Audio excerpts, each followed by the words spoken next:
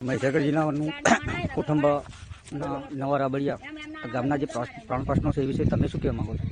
Personal મારે એવું કહેવું છે કે જે ગ્રામ પંચાયતના એક્ટ પ્રમાણે જે અમે યુવાન જે છોકરાઓ છીએ અને અમને જે ગવર્મેન્ટના રૂલ્સ પ્રમાણે જે બેનિફિટ મળવો જોઈએ એ બેનિફિટ અત્યાર સુધીમાં કોઈ અમને પર્સનલી મળ્યું નથી. બીજી વસ્તુ કે 2011થી અમારી નવા રાબડિયા ગ્રુપ ગ્રામ પંચાયત અલગ થઈ તો પહેલા 5 વર્ષની અંદર જે ફાળવી એની ગ્રાન્ટના પણ કોઈ અધિકારી ગવર્મેન્ટ કર્મચારી કોઈ ખુલાસા નહીં કરતા. ગ્રામ પંચાયતની અંદર ગમે ગ્રામસભા યોજાય તો પેસિફિક સ્વતંત્ર નાગરિક તરીકે કોઈ લોકોને એ લોકો ઓરલી લેખિતની અંદર કંઈ જાણ નહીં કરતા ને એ લોકો એમની રીતના જે ઇલીગલી પ્રવૃત્તિઓ હોય એ ઇલીગલી પ્રવૃત્તિઓ કરતા હોય છે. બીજી વસ્તુ કે ત્યાર પછી જે 5 વર્ષની અંદર જે સમરસ થયું ને એની અંદર જે ગવર્મેન્ટના રૂલ્સ પર બંધારણના એક્ટ પ્રમાણે જોગવાઈઓ પ્રમાણે જે ગવર્મેન્ટના બેનિફિટ આવ્યા એ લોકો અમારી આગળ કોઈ ગ્રામસભાની અંદર ખુલાસા નહીં કરતા. બીજું કે 3 પછી ત્રીજી 5 વર્ષની અંદર જે પણ ગ્રામસભાની અંદર જે સમરસ થયું તો એની પણ જે ગવર્મેન્ટના કોન્સ્ટિટ્યુશનના બંધારણ પ્રમાણે જે જોગવાઈઓ પ્રમાણે જે દરેક નાગરિકની સ્વતંત્રતા પ્રમાણે જે વસ્તુ ખુલાસા કરવા જોઈએ એ લોકો એ નહીં કરતા. ને એના જે સ્થાનિક માણસો છે જે લોકોને રાજકીય લેવલે સંપર્કો છે એ લોકો રાજકીય રમતો રમાડે છે અને ખોટા ઇલીગલી કામોની પ્રવૃત્તિઓની અંદર ગ્રામ પંચાયતના માણસોને ઇલીગલી પ્રવૃત્તિઓ અંદર ભેળ નાખવાના ઈરાદાથી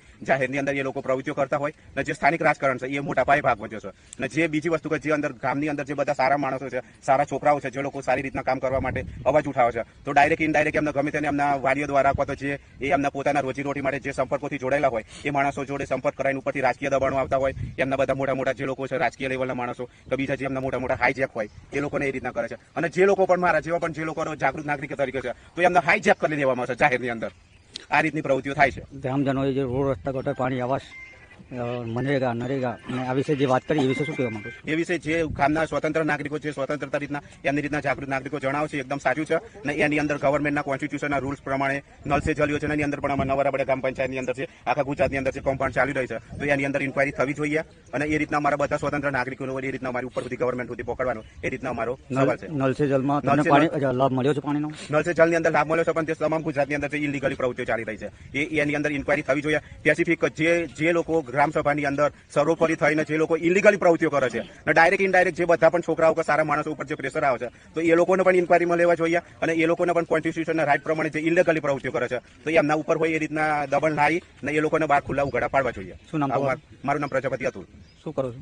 હું સાર્વજનિક રીતના આમ ગ્રામ પંચાયત કોઈ રાજકીય લેવલથી જોડાયેલો નથી પણ એક ગામના નાગરિક તરીકે મારી જે રજૂઆત છે રજૂઆત કરું છું.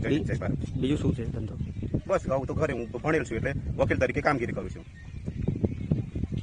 સાહેબ બીજું બધામાં એક્સ્ટ્રા પલટ કોને ફાળવ્યા કોને આપ્યા એની અમારે જોણ લેવી. શું ઈચ્છો છો આ બધા મુદ્દાઓ છે આજે બધા ન્યાય મળવો જોઈએ ને ન્યાય મળવો